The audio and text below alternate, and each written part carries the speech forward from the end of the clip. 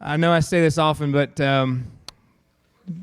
by far, it's hard to say favorite, but one of the most impactful evenings, I think, of our calendar.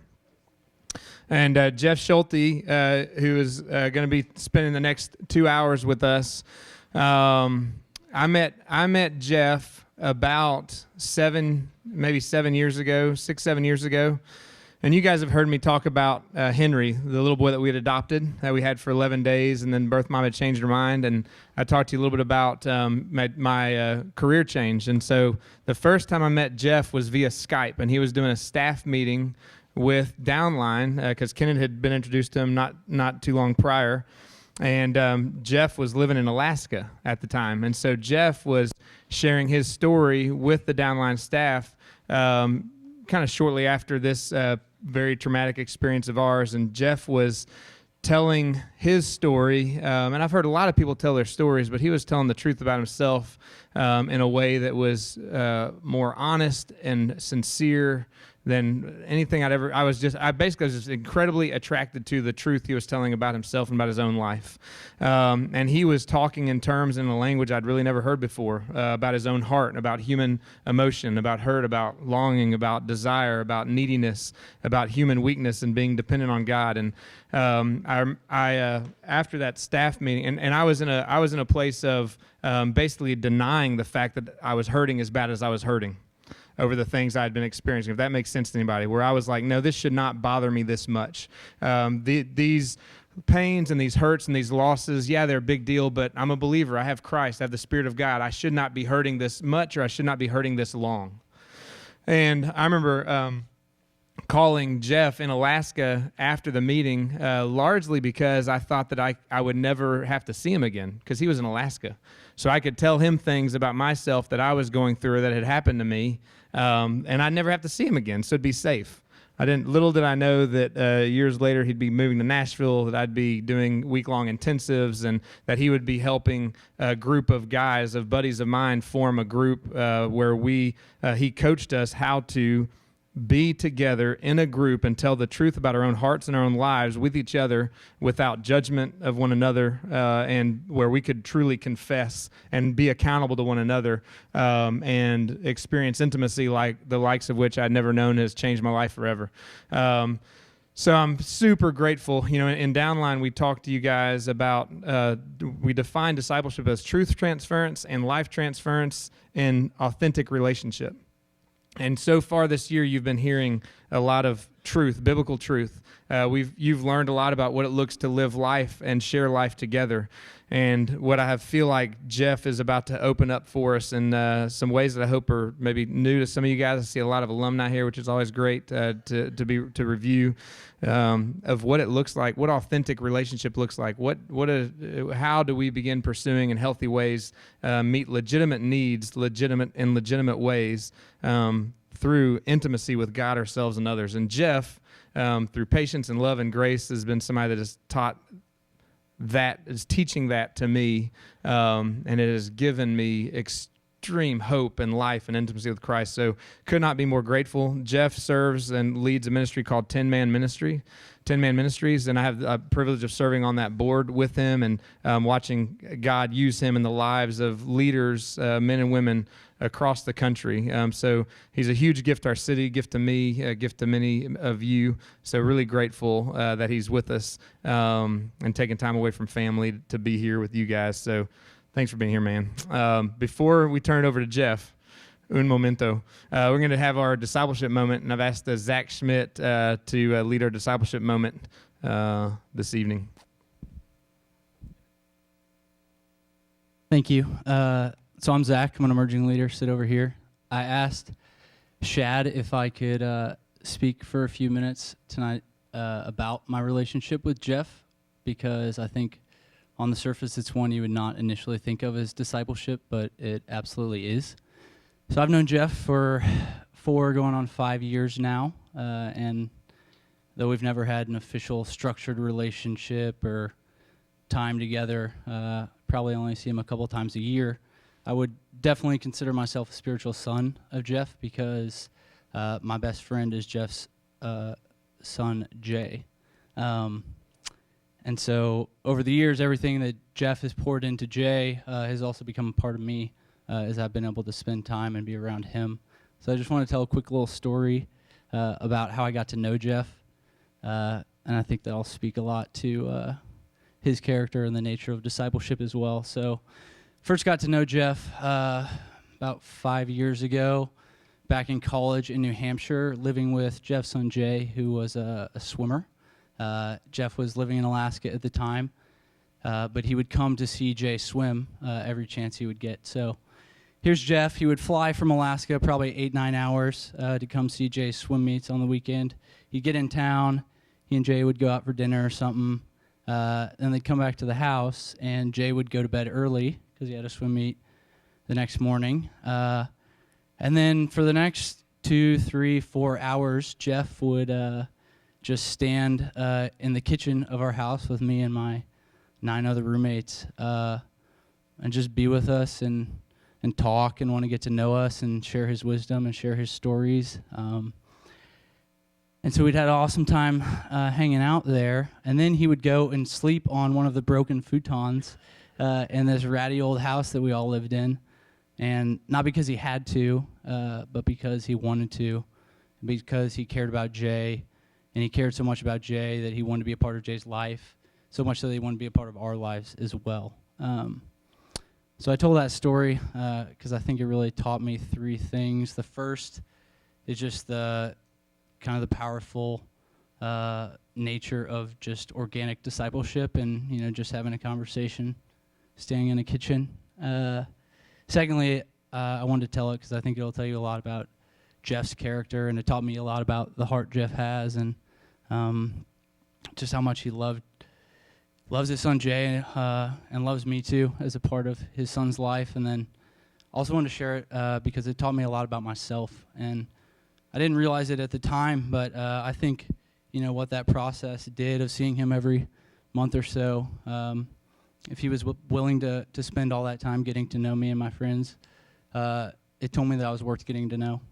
And so it encouraged me to pursue other discipleship, mentorship relationships with other men more confidently without feeling like a pest or like I was being a burden or badgering someone. And ultimately to pursue a lifestyle where I could have that all the time, which eventually, 4 or 5 years later, led me to Memphis, into this room. And I can absolutely say that I would not be here without Jeff and his kind of just care and love for my life. So hope that's an encouragement to you all, both to the discipler and to the disciplee, to just be needy and seek out what you need. So let me pray for Jeff. Dear Father God, thank you so much for just the opportunity to gather here tonight in a safe place among brothers and sisters to hear the truth about how you've made us, and pray you'd bless Jeff's teaching, that you'd give him the words that would pierce our hearts, Lord, to the core, and just really wrap us in your love to know that there's nothing wrong with us, with how we were made or how we feel, but they're actually gifts from you so that we might be able to come into your presence more fully each day.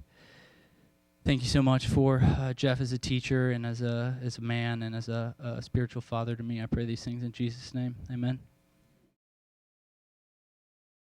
Man, thanks for sharing that. Those are great memories, but I'm excited about the memories we're still having or we're building.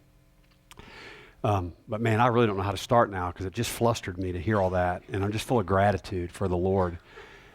I'll tell you that the older I get, I've been a believer for 37 years, and I've actually been in vocational ministry for 34 of those years, and I've done all kinds of stuff. God has taken me all over the world. I've spoken to large audiences. I've done a lot of one-on-one.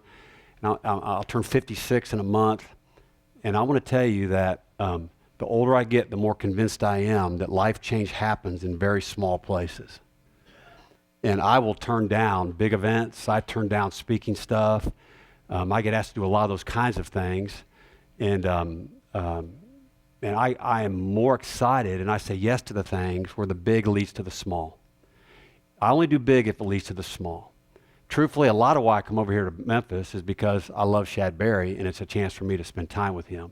And in the meantime, I'm so I told Chad this too, one of the partnerships that I have with Tin Man and with other ministries that I most enjoy is the one with Downline. Because when I come in to teach, it's just not a one-off. I'm coming in to teach in part of a larger context where the big gets small. And y'all are learning how to be small with each other. Now, I'll tell you why I think what I bring is important. I love to teach the Bible, and I've started churches, and I love to expository teach. I love to take a book of the Bible and teach through it. That's not the way I'm going to teach tonight. You know, I love the scriptures. I think the truth of God does transform us. But I also believe this very deeply, that not only does life change happen small, and when I say that, I just know that's how my life has changed. My life has changed in small places. It hasn't changed sitting in a group like this. Okay, now you may hear stuff that shifts inside you, that changes something in you, that you walk away and you stuck on it for a while. But the truth is, unless you get into a relationship where you're wrestling with that and hashing that out with somebody and you're talking about it, that's good. That truth is going to it's going to get aborted inside your heart. It's just going to kind of go right through you. It's going to be something that you're curious about. It was neat. I was on the phone. I was on several phone calls today on the way over here, but they all kind of sound the same. And they're with Christian leaders and very successful business executives. And here's what the phone conversation was. Every time I got to this point after getting to know a guy, I said, look, do you play golf? Neither guy today I talked to played golf, but I said, let me use a golf analogy. Typically, a guy that plays golf has a golf club in his bag that he's most comfortable with. You know, I don't know how many golf clubs are in a bag, but you got a bag full of clubs, drivers, putters, wedges, irons, okay? And typically a guy that plays golf or a woman that plays golf has a favorite club. And I used to play golf. I don't anymore. I got tired of doing something that I wasn't good enough at to enjoy. So I stopped playing. It was too expensive and took too much time for me. But when I did try to play, I liked the 7-iron. 7-iron was a 150-yard club. For me, if I was 150 yards from the pin, I used the 7-iron. You know, I was so comfortable with the 7, it's about the only club I was comfortable with, that I would overhit at 160 yards and underhit at 140, but I just wanted the 7 in my hand. Does that make sense? Like I knew I was pretty good. I'd have at least 1 in 10 chance of hitting a good shot with a 7, you know, and much less chance with any other clubs. And I said, so let me just tell you, most of us have a favorite club, okay, that we go to under pressure especially. And I said to all these guys I talked to today, and I'll say it to you, I said, look, you guys, and I'm talking to these guys, very successful, and I can't tell you who they were. You might even know if I said it, but I said, I'm listening to you now talk to me for about 30 minutes about your life. And I said this, I said, so you are a pretty smart guy. Like, be honest with me and honest with yourself. Are you fairly smart? At least on the right side of the bell curve. And yeah, these guys are pretty smart guys. I said, which means you're really good at figuring stuff out.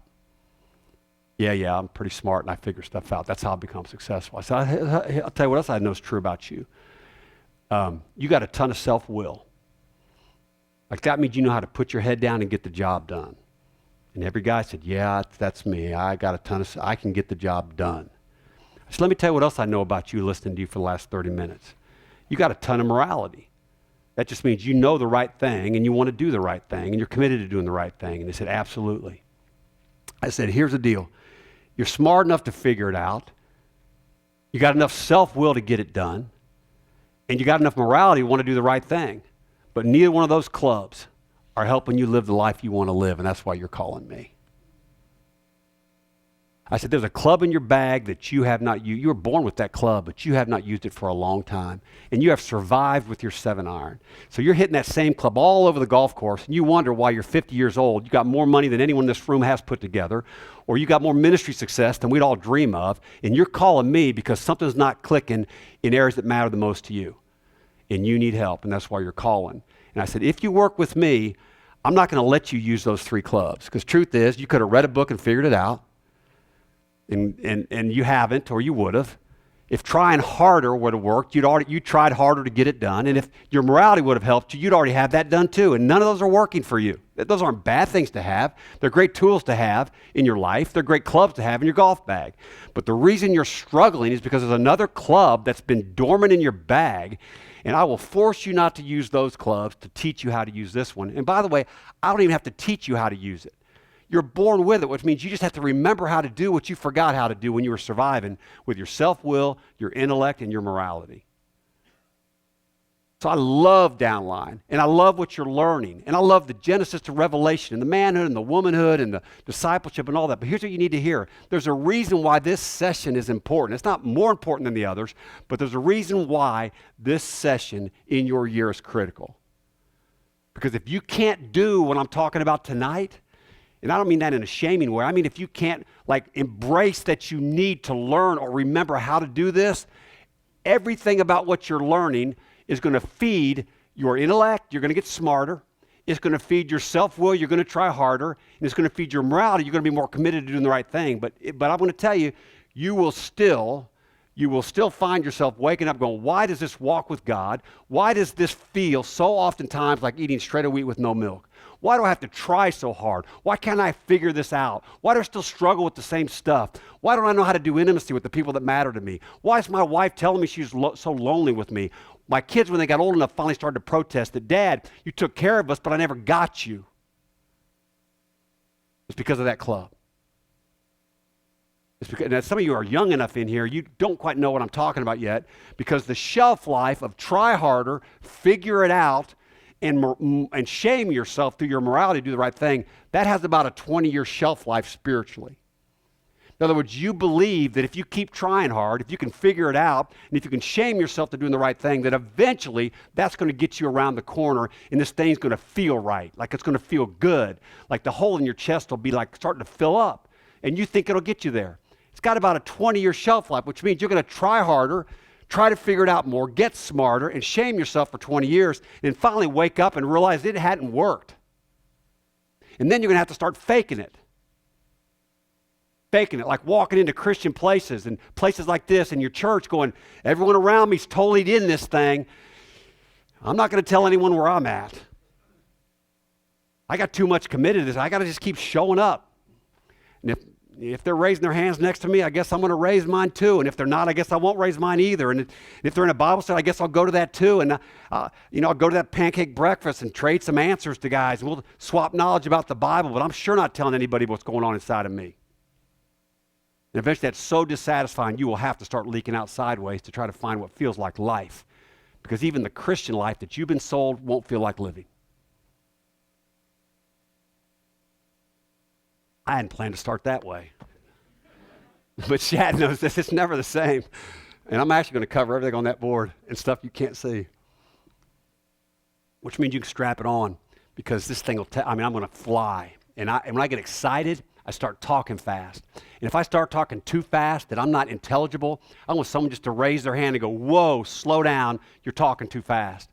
I'm telling you, I'm so excited about teaching this because I can tell you, not only have I been a believer for a long time, older than many of you have been alive, I've been in ministry longer than most of you have even been alive, but here's what you need to know. I spent the last 12 years repenting of the first 20 plus years of ministry. Because I spent the first 20 plus years of ministry trying to make people smarter, trying to get them to try harder, and shaming them into changing. And man, what I do now and what Zach knows with me, and that's what he was referring to, what I know is that's not even Christian. It's not even Christian. When I say that, I mean, what is it about us that thinks it's Christian that if I think right, I'll live right? Which means my job is to think right and to make sure I'm thinking right. And my problem with everything about my life is I'm just not believing right. So I need to change the way I think, because if I change the way I think, I'll change the way I live. Y'all, that's not the gospel. The gospel is about a God who loves me, that came to live inside me, whose love relentlessly pursues me, and it changes me. It's highly relational. But I can't do a relationship with my wife from the neck up, let alone with God from the neck up. And why do I think I can be intimate with you from the neck up when God made me to connect to you chest to chest? And yet there's become a disconnect between here and here because this is trying harder. This is figuring it out. This is shaming myself into change. And this is thinking if I could just learn more, I'd live differently. And there's not enough learning to change the way you live. That's not transformational. It's not even the gospel. And we wonder why we're so lonely, especially in the church, because it's the one place that we think we could have the freedom to be ourselves, but it's the one place we have to put on masks and pose the most and pretend who we're not so that others will let us in, because we always compare our insides to other people's outsides. and other people's outsides got it together. But my insides, I know I don't. So God forbid I tell you what's on my inside. And so I walk into the church, which is the one place, or Downline, I walk in this building. It may be one of the only places on the planet where someone's taking tickets at the door, and the admission ticket is your admission that you don't have your act together and that you're in a great need. That's the only thing that allows you to be in here. Is that we've all agreed that no one in here has their act together, and no one knows what they're doing, and we're all in tremendous need. And if God didn't do something for me, not just then, but now, I'm in trouble. And so that's the ticket for admission. An admission of my confession of my what? My need. Confession of my mess. Confession of who I really am. And that God's enough for all that. And yet instead of handing that ticket at the door and walking in with other people who have handed the same ticket to the guy at the door and said, here I am and we're all together, we walk in the door and we go, whoop, okay. Can't let my guard down here. And that's a tragedy. It's a daggone tragedy. And what I want to share with you tonight, and we won't have enough time. There it is. Wow, we're already in trouble. What I want to share with you tonight is really what I kind of bumped into, and I don't have time to tell. I love to tell a little bit more of my story so you know where I'm coming from. I just don't have time to do it tonight. But I'll put it this way. 12 years ago, I was pastoring a church. It was one of the fastest growing mega churches in the Southeast. We had started with 4 people in a high school. In 8 years, we were 4,000 people with 2,000 adults in small groups, 600 men coming to men's ministry meetings in the morning. We were sending millions of dollars around the world. I mean, it was, in 8 years, we had doubled every year. 70 staff, a $7 million annual budget, sitting on $25 million in managed assets in the heart of Brentwood, Tennessee, reaching out to the world from there with leaders from all over the city coming and connecting with what we were doing. We were multiplying ourselves. People were going into the ministry, going around the world. It was quite frankly, it was a snowball beyond belief for me. It just was.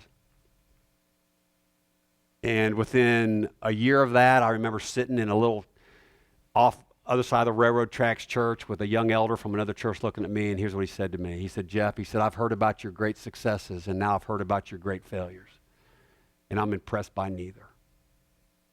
What impresses me is that your father's my father, which makes you my brother.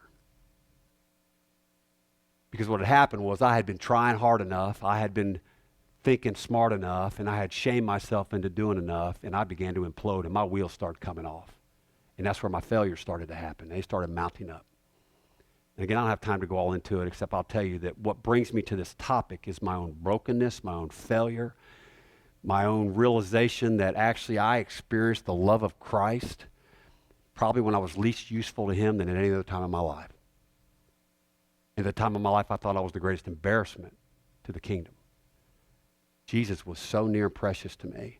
And a lot of it began to happen through some of what I'm going to talk about tonight. Not that I learned it, but I didn't just learn it. What I'm about to share with you tonight, I actually experienced in relationships. I experienced this in relationships, and that's what began to change me. That's why I'm spending the rest of my life discipling men, but also discipling them this way. Okay, so I'm bringing the relational component to all your Bible knowledge and everything you're getting, because this is a phenomenal program, like few others I've seen anywhere in the country. Okay. But this piece, I think, is critical for you doing more than just getting smarter, trying harder, and then realizing you really want to do the right thing. Are you with me? Okay. Can you hang on for 90 more minutes? Okay. Well, strap in. How many of you seen this diagram here up in the right-hand corner? This train. Seen it before? Okay. Where have you seen this? Yeah, it's in the back of the 4 spiritual laws. Okay. I was led to Christ in the fall of 1980 in room 1607, Timothy Dwight College, Yale University. I was on that campus for a month, and I was led to Christ. When I came to Christ back in the early 80s, I doubled the ministry at Yale. I was so flaky at first, I still thank God there weren't more students involved, because the staff would have abandoned me if I'd have been on a bigger campus with a lot more people that were believers. But I was one of the few guys they had to work with, so they kind of worked with me anyway for a while until I started to catch up with the program. But I was led to Christ with the 4 spiritual laws. God loves you, has a wonderful plan for your life. You're sinful, separated from God. You know, it's just basically the gospel. But at the very end, the page after someone would apparently pray to receive Christ, there was this diagram called the train diagram. And so when you led someone to Christ using the 4 spiritual laws, this was the first basic follow-up for a new believer. okay? And this is how I was followed up with as a brand new follower of Christ, 18 years old, 1 month into my college experience. And here's how this was presented. You know, the engine of the train is fact, the coal car is faith, and the caboose is feeling, which, by the way, raise your hand if you've never seen this before. Okay? All those hands up. You need to hear this. Even though you've never seen it, what I'm about to show you has influenced the last 50 years of evangelicalism in North America. Because for about 20 years, Campus Crusade was all over college campuses. It's called Cru now. All over college campuses. Literally 800 kids a summer were coming off college campuses on the staff of Cru and invading college campuses to lead other students to Christ. If you were a group of 50 plus in here age-wise, and I said, how many of you came to Christ through Cru on a college campus, half this room would be raising their hands. It was that instrumental for about 20 years on college campuses around the country. And then those students that came to Christ became, I'm the 56-year-old, but they're the leaders in many churches today and in the professors in many seminaries today. Okay, so I want you to hear this, even if you've never seen it. This has shaped much, and I say of North American Christianity, not global Christianity, North American Christianity. So this is important for you to see this, okay? So fact, faith, and feeling. The engine's fact, the coal car's faith, and the caboose is feeling.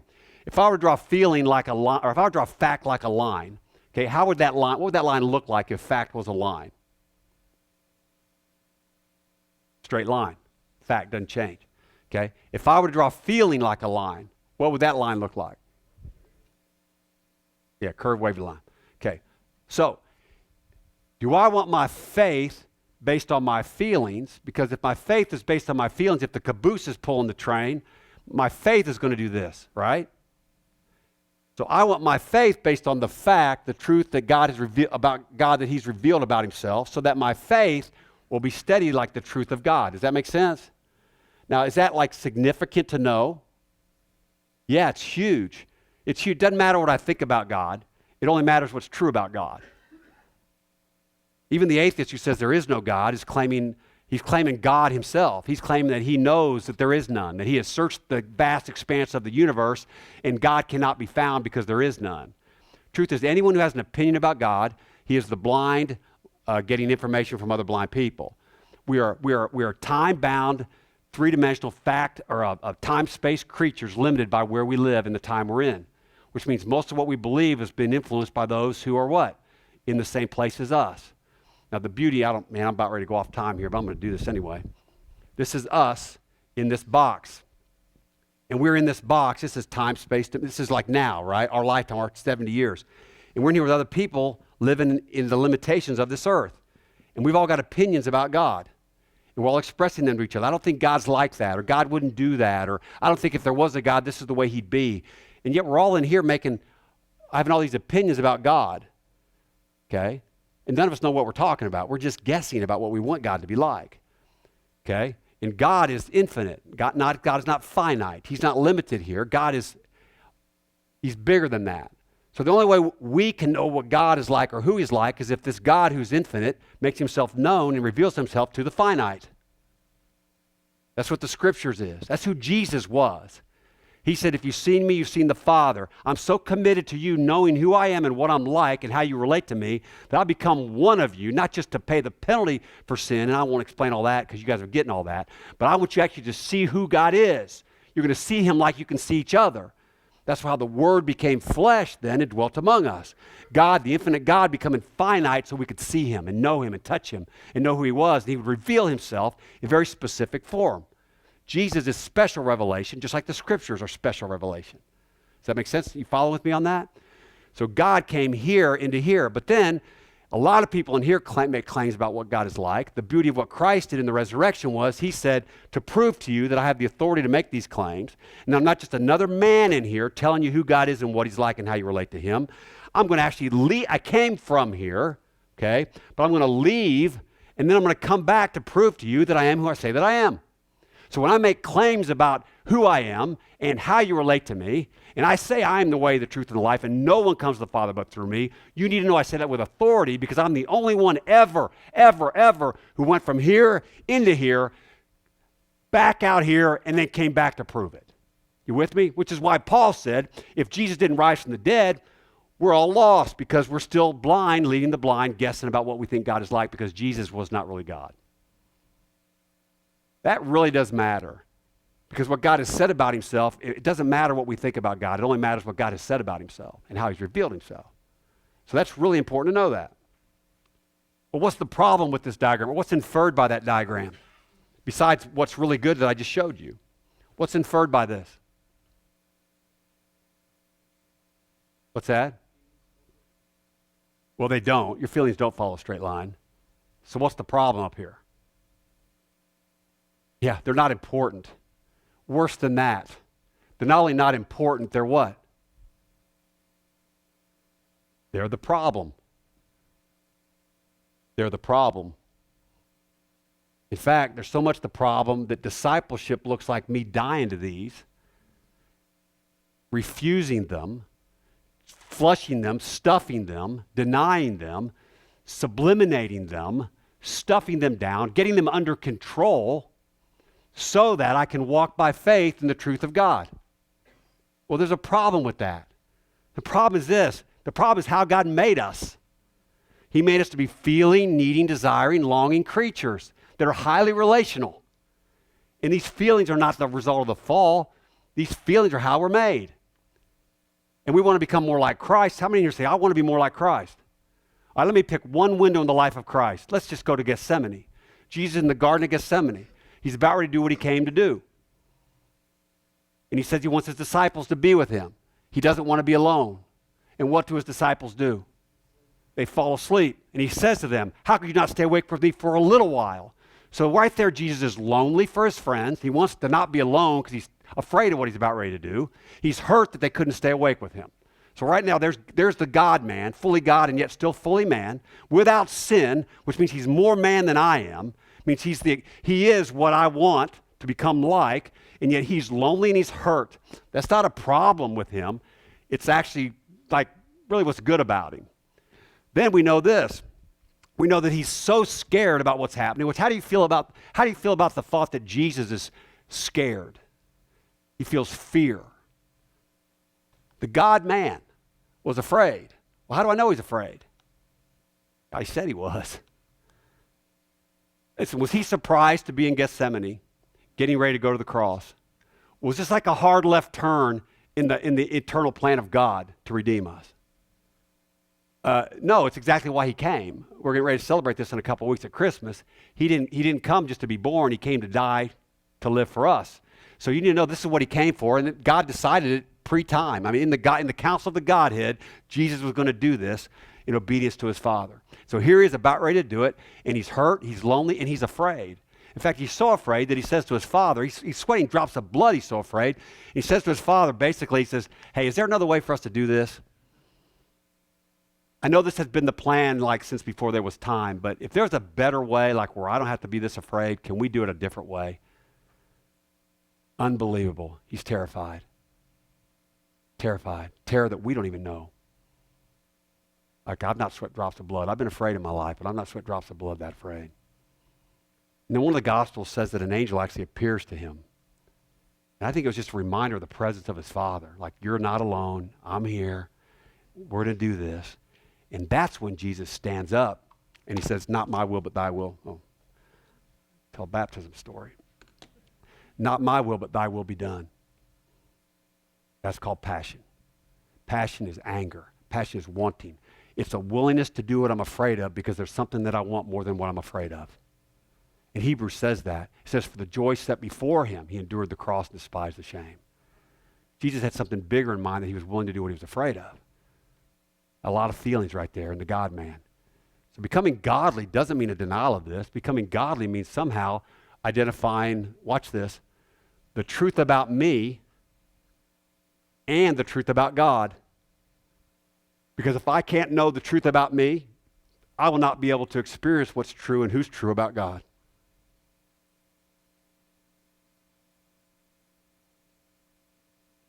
What is that? So in our refusal of this is where we end up with a neck-up Christianity. Do you see that? And we spend all our time trying to learn more instead of actually trying to be in a relationship with a God that loves us. And the reason we can't be in a relationship with him is we can't be in a relationship with anybody because we're relating. I'm gonna pick on somebody. Can you turn your hat backward? I'm not gonna do anything inappropriate. Okay? You want to stand up just a second? And I'm gonna have some physical contact with you, but it won't be inappropriate. I promise. Okay? Here's what we try to do. We try to have a relationship this way. Just trading information about God. Okay? And can I hug? You mind if I hug you? Okay. Okay. This feels very different. You see that? Like this, there's nothing to this. And yet that's most of what we do together is we just talk and trade, but we don't share. Thank you. And that's why it's so lonely. That's why it's so dissatisfying. That's why we end up having to fake it. Okay? And we're doing the right thing, and we know a lot of stuff, and we try real hard, but we don't connect. We don't connect because we don't have ourselves. And this isn't what's wrong with you. It's actually, I'm going to show you this tonight. It's how you're made right.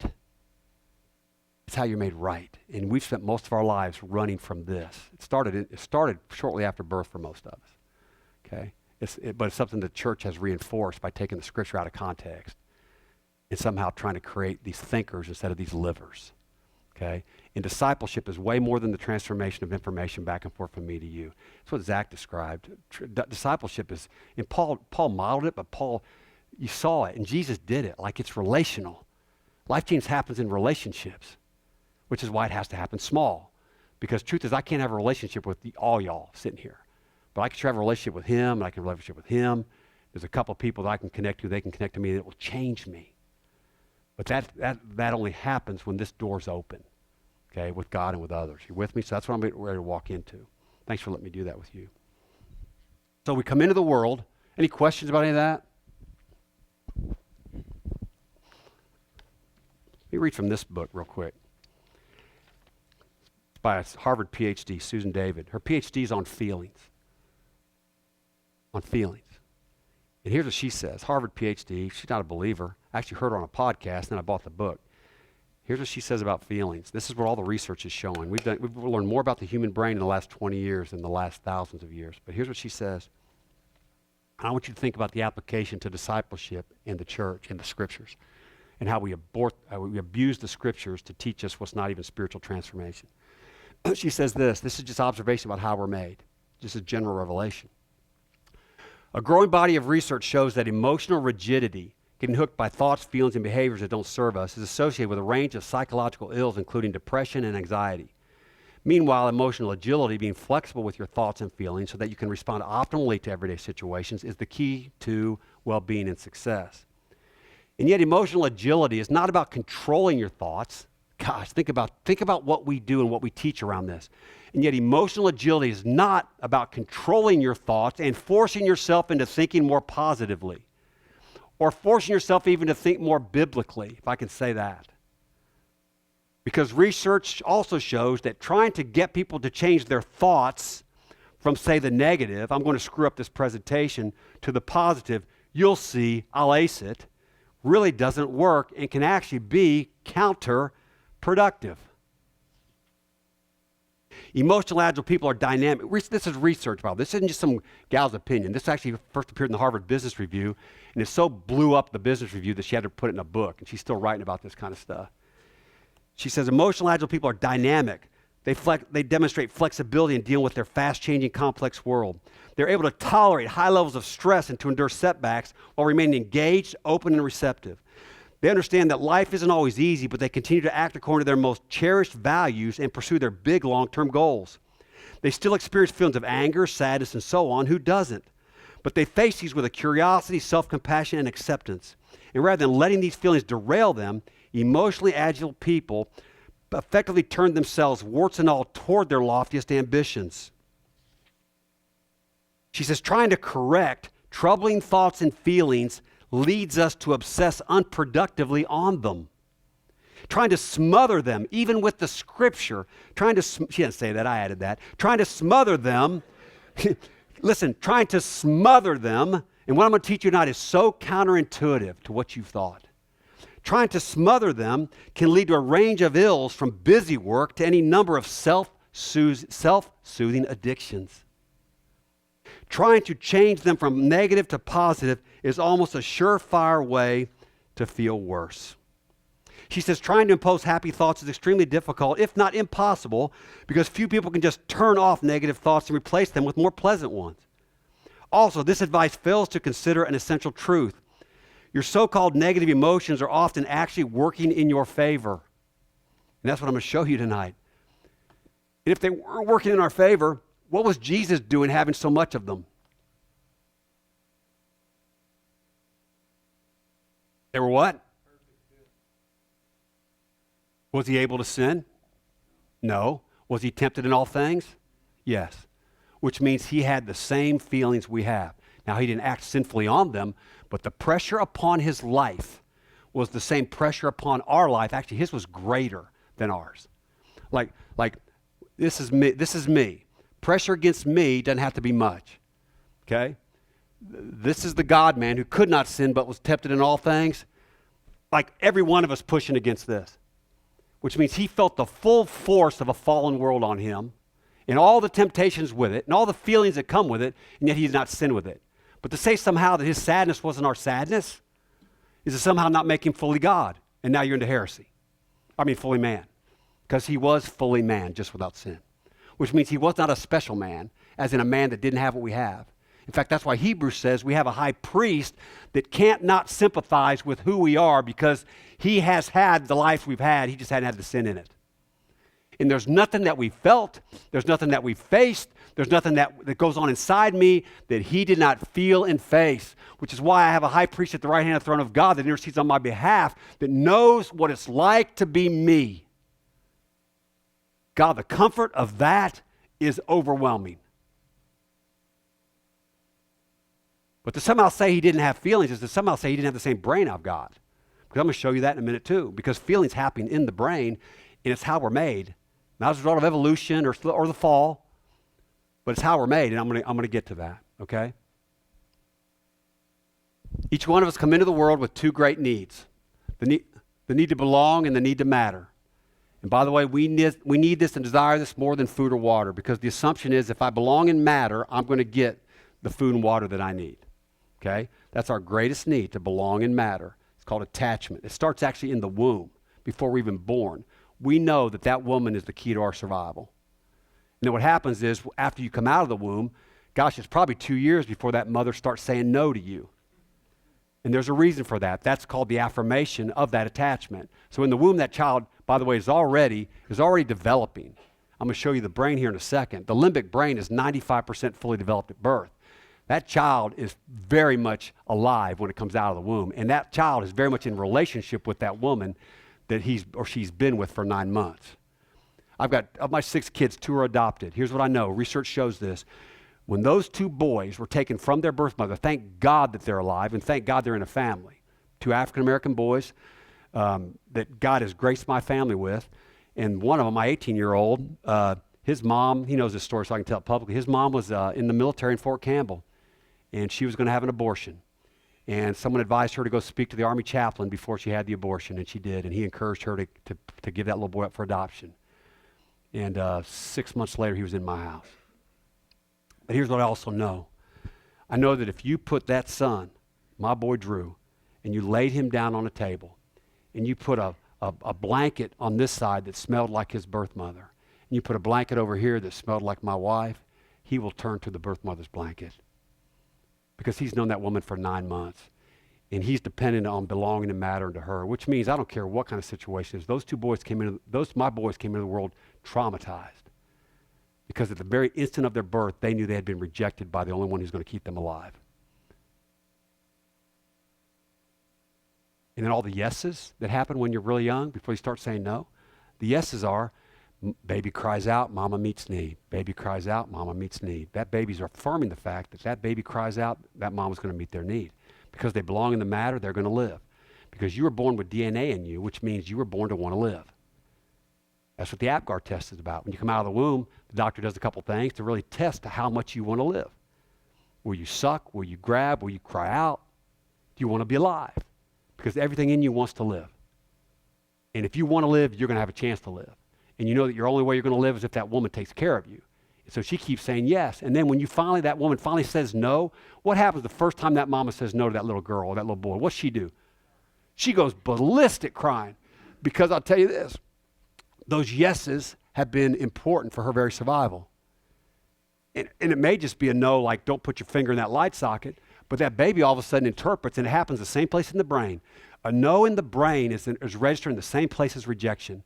So that child is rejected in that moment and believes that somehow now that child's going to die because they're not getting what they want and need because that mother's given them everything they want and need so they'll live. Which is why after that mother corrects that child or doesn't let that child have what they want, because we don't want kids running out in the street. We don't want kids sticking their fingers in light sockets or touching hot stoves. What happens is that mother then hopefully will come back around and reaffirm their commitment and attachment to that child. So after I say no and you cry like a baby, then I pull you back up in my lap and tell you I'm not going anywhere. But that doesn't happen until there's been enough of a secure attachment that you know I'm not going to abandon you. Now, when a child gets abandoned by a parent at an early age, what's at stake for that child? Everything. I quantify everything. Life. Listen, for a child to be abandoned by their parents is a matter of life and death, which means that child is going to do whatever it takes to make sure they're not abandoned by their parents, because their parents is the key to them being alive. And here's what happens. You come in to matter and belong, and the desire is that you would matter and belong based on no performance. Like, this is just who I am, I matter and belong to you, and you're going to meet my needs. And by the way, I'm not ashamed of that. There's not a child I know, I've got 6 of them, not one of them ever apologized for it being 2 in the morning, saying, yeah, I know you didn't get much sleep the last couple nights, so I was going to take it easy on you tonight, but I really need you to kind of come in and pick me up. That child has no toxic shame about their need. That child just knows that they matter, which means they can cry out, and one of those 2 people are going to come meet their need.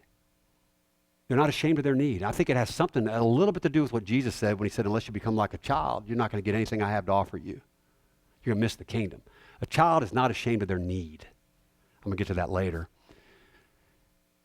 And they just matter and belong because here I am, and I belong, and you're going to meet my needs because I belong to you. But what happens in a fallen world with sinful parents, which includes everyone in this room, okay, nobody misses this. I've been around the world on this stuff, and I'm going to tell you, this is not just for Memphis, okay? In this world with fallen parents, we learn very quickly that to survive, we're going to please our parents so they won't abandon us so we won't die. And all of a sudden it flips. Instead of just being loved and belonging and mattering, we start performing to make sure they won't leave, and it's a matter of life and death that they won't. So now instead of being taken care of by our parents, we're caretaking our parents so they won't leave us so we won't die. And we develop what's called a performance-based identity. If you want to know what a performance-based identity is, read the book of Galatians. The Apostle Paul said, why is it so hard for you to believe that you're just loved? Why do you keep reverting back to this performance, thinking you've got to check these boxes and do these things? Well, it's because it's in us to believe that if I don't act a certain way, behave a certain way, do a certain thing, you're going to what? Let's say it, leave me. You're going to leave me. And we wonder why it's so hard to believe that we're just loved. Well, I'm going to tell you, because we first learned very early on that it's too good to be true, that we're going to have to work real hard to make sure we're loved so that people don't leave, and that's a matter of life and death. I keep saying that because I'm going to share something with you in a minute that's real important that you know. That was a matter of life and death. Let me take you to a crude drawing of the brain, okay? True, this is not male or female. This is human, okay? By the way, this is not male or female. This is human. First part of the brain that develops in the womb is called the brain stem. I wrote up here lizard brain because it is about like what a lizard brain is. It's just all about survival. If a lizard crawled on the floor out here in the middle of this stage, that lizard wouldn't be contemplating its life. It wouldn't be thinking about its family. It wouldn't be wondering about the future. It wouldn't be wondering about yesterday. That thing's walking in here and it's just looking around and it's just like food, I'm food, you're food, like survival. It's just all about me being alive. And I've got a lizard brain, and it's the first part of me that ever formed in the womb with me and with you. The second part of the brain that develops is called the limbic brain. The limbic brain. This is 95% fully developed at birth. Now, why this is important is the limbic brain, there's an area in the limbic brain called the amygdala. It's about the size of a walnut. Now, here's why this is important. The amygdala is where you feel. Now, this is very simplistic, okay? I'm probably got some pre-med people in here, but this is also accurate. It's simplistic but accurate. The amygdala is where you feel. It didn't evolve. It didn't come on later. You were born in the most mature part of your brain, feeling.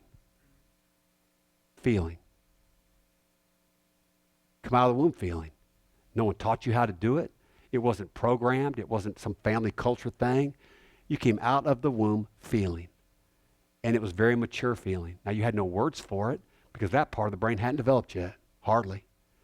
But man, a baby knows hurt. A baby knows fear. A baby knows sad. A baby knows, I mean, they bring it even before they have words to express it. And I remember with all 6 of my kids, I couldn't wait till they had words because they were trying to tell me stuff. They had all kind of feelings about their life, but they couldn't have words for it. And I remember the first time they started actually telling me. And I just wanted to hear words, like, what's going on? And my wife was so good at knowing without the words, and I wasn't as good as her at it. So half the time I didn't know what the heck was going on. And my wife said, oh, no, this is what she needs. And I went, how did you know that? Okay. You're feeling. You're pretty mature as a feeler at birth. Now, here's what else is true, okay, about the limbic brain. The limbic brain is where our long-term memory is. Long-term memory. It also doesn't know linear time. It doesn't know linear time, which means the limbic brain, very simplistically, is where I remember. I don't know linear time, and it's where I feel. Now, here's what's also important to know. All my senses, sight, smell, taste, hearing, touch, all my senses go to the limbic brain before any other part of my brain, which means I'm having feelings about everything first. No matter what's happening to me, any kind of stimuli in the world around me, I got feelings about first because that's the part of the brain that experiences things first. I didn't do this with you, but you had feelings about me even first calling on you and then like standing up with you and then like hugging you and putting my head on your forehead. All this stuff was happening to him, and he was having feelings about it. He might not even know what he was feeling, but a lot was happening right there, and you had feelings watching me do it. Maybe glad I didn't pick you, maybe fear I was going to be something inappropriate. I tried to warn him, who knows, right? All that's happening. And you couldn't make sense of it yet. Now, you were trying to make sense of it. What's he going to do? Was that okay? Hey, are you guys okay with me? Did I embarrass myself? Whatever. I mean, you're going to have thoughts later, but initially, all of life comes at you first through the limbic brain. It is where you feel, which means you're going to feel before anything else, which means you feel before you think. You feel before you think. And you cannot control your feelings with your thoughts. The last part of the brain to develop is the CEO of the brain, or the neocortex, or the new brain. This is the thinking executive function of the brain. And here's some good news. Now, it's bad news, good news. How many here are under the age of 25? Well, that's kind of bad news for you. For a man, this is not fully developed till the mid to late 20s. And for a woman, it's mid-20s. And by the way, this is called Broca's area. That's where we get our voice. That comes online like about 18 months or something. We start talking and using words. As this executive function starts giving voice to what's in the heart. Not the other way around. We are heart-led, not head-led. And then the head, John Piper says it this way. He says the heart, or he says the brain, we talk about the brain, he's talking about the executive function, the thinking part. The thinking part of the brain was actually meant to throw the truth of God's word into the furnace of the heart. What he was saying was that the thinking brain actually serves the feeling brain, not the other way around. The truth informs the heart, but truth doesn't control the heart. You see that? And we experience life through the heart, not just through the head. And it's even it's physiological. Now, this is where we get post-traumatic stress disorder. That's how come 30 years ago, a guy could have been walking the streets of Iraq in Operation Desert Storm, and now he's at the 4th of July in Memphis, and he hears a pop go off, and what does he do? He freezes up, drops to the ground, whatever, or he tenses up, and you go, wait a minute, man, that was 30 years ago. Like, you're 50 years old. What are you doing? You knew you were in Memphis. Well, the problem is the limbic brain doesn't know time. Remember, it's no linear time. And it has long-term memory. It's where I feel, which means the last time he heard that noise, he felt what? Fear, because that noise was someone shooting at him, and his life was at stake. Now, here's why I show you that. When I say that your need to matter and belong is a matter of life and death, and if you're going to be rejected because you're not performing, you've learned to perform, not to be rejected, it doesn't matter whether you're 5 years old or 55 years old. Your fear of rejection is a matter of life and death. And we become more sophisticated about it, and we kind of try to manage it, but our terror of being rejected is a matter of life and death, which is why we work so hard to make sure others will like us. And we try to kill so much about ourselves to to be in denial of how much it hurts to be in relationships with people that do leave us. Which is why we'll do so much to manage our lives rather than live our lives. You guys follow with me on that? This is huge. And it's why the scripture says over and over again, what's one of the most often repeated phrases in different settings? What's God say over and over and over again? In different ways, in different contexts, Old and New Testament. Yeah, for I will what? Be with you. He says, don't be afraid, but don't be afraid because what? I will be with you. Does he say don't be afraid because what's happening out there is not scary? No, it's because I'll be with you. Listen, when my kid cries out in the middle of the night and he's scared in bed, and I go in that dark room, that child does not need me to turn on the light, sweep under the bed, open the closet, and convince him that there's nothing to be afraid of. What's that child need when they cry out to me in the dark? I mean, me. Which means if I walk in a dark room without ever turning on a light, without ever opening up in a closet, without reaching under the bed to show them nothing's there, if I will crawl into the bed next to that child and put my arms around that child in that bed, and I've done this hundreds of times, I think, with my 6 kids, that I can feel that child's entire body settle in, heart rate slow, and within minutes that child's fallen asleep. Is it because there's no boogeyman anymore in the room? What's changed? I'm with him. I'm with him. Yea, though I walk through the valley of the shadow of death, I fear no evil. Why? Because thou art what? With me. Thy rod and thy staff, they comfort me. Over and over again, how many times does God say, I'll never leave you or forsake you. I won't reject you. I'll be your righteous right hand. I'll be underneath you, around you, above you. I won't abandon you. The often refrain of God in the scripture toward us is, I will not abandon you. Now, why does he say it so often? Hermeneutical principle. If God's repeating himself over and over on the same theme over and over again, what does he know about me? That my greatest fear in life is that someone's going to leave me. Because if they leave me, I'm going to die. And I've been conditioned from my own story that people do leave and I have to perform or they won't stay.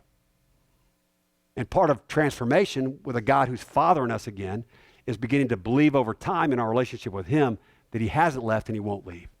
It's actually a relationship I don't have to perform for. Finally, I get what I was made for. You tracking with me? So we come into this world, and we'll take a break in a couple minutes if you guys are okay. You okay? We come into this world with huge expectation about what life's going to be like. Huge expectation.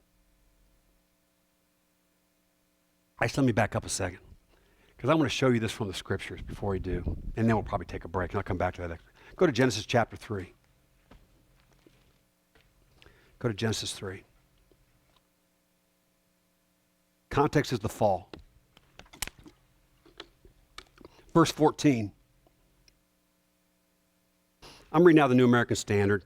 Just stay with me. It's just, I couldn't switch. I got so much, I'm so in here. I'm old enough, I just couldn't make a switch. So I'm still using the NASB. Starting in verse 14.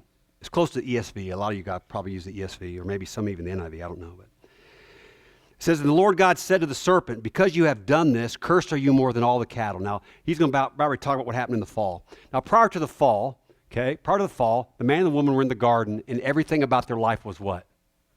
Perfect. It was good. Every need was met, okay? And they're in this garden, and there was a tree in the middle of the garden, and the tree was the one thing they couldn't have. Now, why is it relevant that the tree was in the middle of the garden? Always see it, which means that man and woman couldn't go anywhere without confronting that tree. So what was God reminding them of every day? Look, you got everything. You got everything you need, but there's a God in this garden, and it's not you.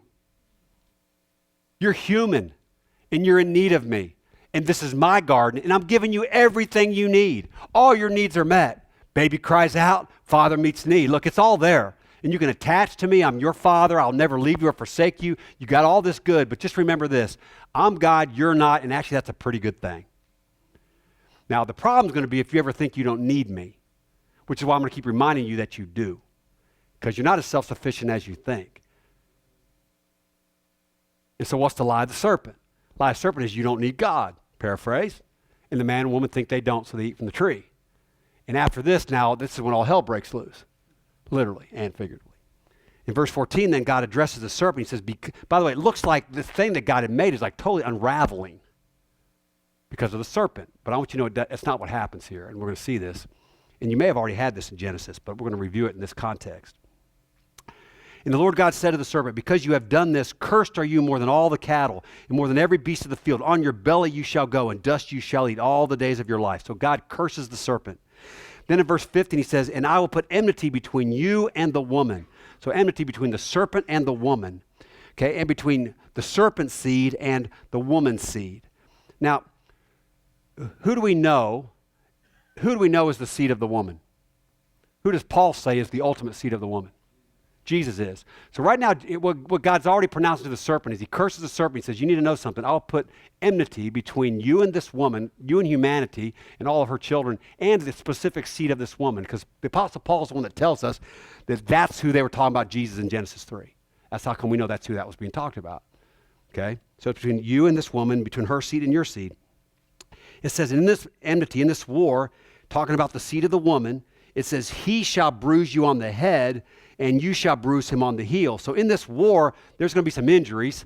And by the way, you're going to wound the seed of the woman, and it's going to last about 3 days when you'll think you did something remarkable. But what's the fatal wound? The heel wound or the head wound? The head wound. So the seed of the woman is going to mortally wound the serpent, even though the serpent is going to think he did something because he gets the heel wound on the seed of the woman.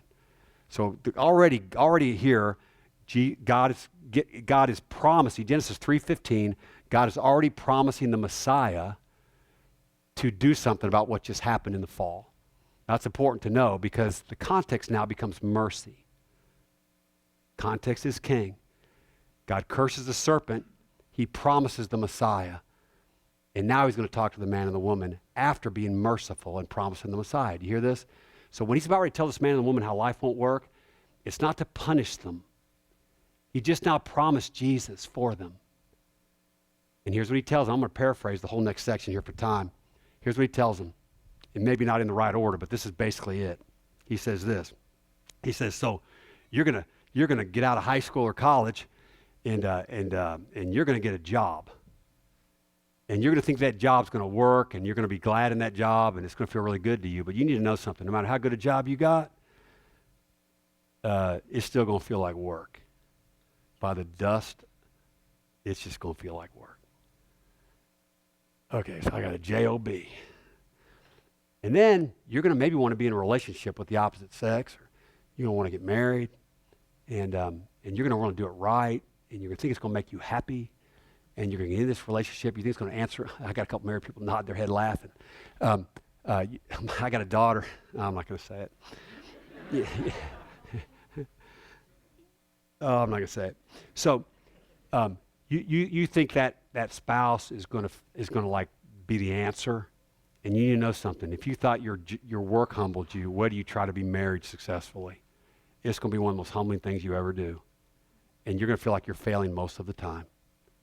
So you went from this to thinking I can live without God. You know, like this really worked when God was God and I needed him. Now I don't need him, so now I'm out here on my own, and this is what I'm getting out here on my own. I'm getting work feels like work. I'm getting marriage hardest thing I ever done. And then I might have some kids come along by the grace of God. And if I thought marriage was hard, man, these kids are going to kill me. Okay? And so now this man or this woman that kind of thought they could live like this, all of a sudden, like work is work, marriage is impossible, parenting about killed them. And then if they kind of think they got all these three things down, like they kind of endured all that, well, now you got a body. You got a body that you think's going to live forever because you were made to live forever. Truth is, you were made to live forever, and you think your body's going to live forever, and you don't think it'll ever look like mine. You'll never look like your parents. It'll always be able to do the things you want it to do, okay? And you need to know something. We all believed that when we were your age. And then we become like our parents. And then someday you'll be like me, and you won't believe it's coming until it hits you. And then pretty soon it's going to get worse. I'm like about ready to enter the worst 20 years physically of my life, and I'm dreading it. There's already things I can't do, and I hate it. And then eventually his body's going to get sick. And then I'm going to really be humbled by that. And then pretty soon his body's going to what? It's going to break down completely. So if it isn't the job, if it isn't the marriage, if it isn't the kids, it's going to eventually, the great equalizer is going to be this body that's going to quit on me. And all of a sudden this man or this woman that thought they could live apart from God comes to a place where they're looking around going, I kind of thought this was living. But if you're not God, I'm screwed. If there's not more than this, I'm in trouble. And all of a sudden, the mercy of God is this, that this man and this woman that are living life in a world that doesn't work experience pain and hurt and loss and sadness and shame and guilt and loneliness, all those feelings. And when those feelings like come into the gate of their life, those feelings put them in a place of need again, which I'm going to show you after the break. And then that recognition of my need actually then becomes the mercy of God that allows me to apprehend the truth of the God who was promised just a few verses earlier in verse 15. Which means if I can't have my need, I also don't get to experience the truth of the gospel. Which means if I don't have feelings, I also don't know how much I'm in need. And I'm made to be in a world that doesn't work now, and it's the mercy of God that brings me not only to be able to know Christ, but actually even be, by his mercy and his work in my life, a recognition even of that need. So hear this. Not only does God promise the Messiah in Genesis 3:15, but then he says, I'm going to create a context for you. He doesn't curse the man and the woman at all. He does say your life ain't going to work anymore. And that will be merciful. How will your life not work and be merciful? I just walked you through it. How will your life not work and be the mercy of God? And then we're going to take a break. How will your life not work and be the mercy of God? Because it is. Yeah. Anything that brings a man or a woman back into dependence upon God to cry out to him and say, oh God, I need you, that's God's mercy. There's only two places in this Bible where life works. Like a couple pages here, okay? And a couple pages here. I'll turn to the left of the index. There's about 2 pages back here. This is where life works, and this is where life works. And this is where we live. This is where we live. Struggling to make sense of a life that doesn't work and doing one of two things. Either falling on our knees and surrendering our lives to a merciful God that loves us and wants to give us life again. Or fighting against it and creating cisterns that don't hold water, distracting ourselves in idolatry, finding things to keep us medicated, distracted, unknowing, blind, not seen, busy, whatever it is, sex, drugs, alcohol, phone, computer, games, work, success, whatever it is. And you see it all in here. The wins and the losses of humanity struggling with being made for life to work, but it doesn't work in this place. And some of these people, they cry out to God and they find him. And some of these people, we watch them harden and they say, no, I'm going to die this way. Raging against the God who mercifully wanted to bring them to a place of recognition of their need again. So with that, we're going to take a break, and I'm going to talk to you about that expectation, what we do with it, okay? I'm going to make some comments about this, and then I'm going to flip this around because this whole backboard is full, okay? And I'll just let you, that just means take a short break, all right? So it's quarter of, is it 10 minutes, Shad? 7 minutes.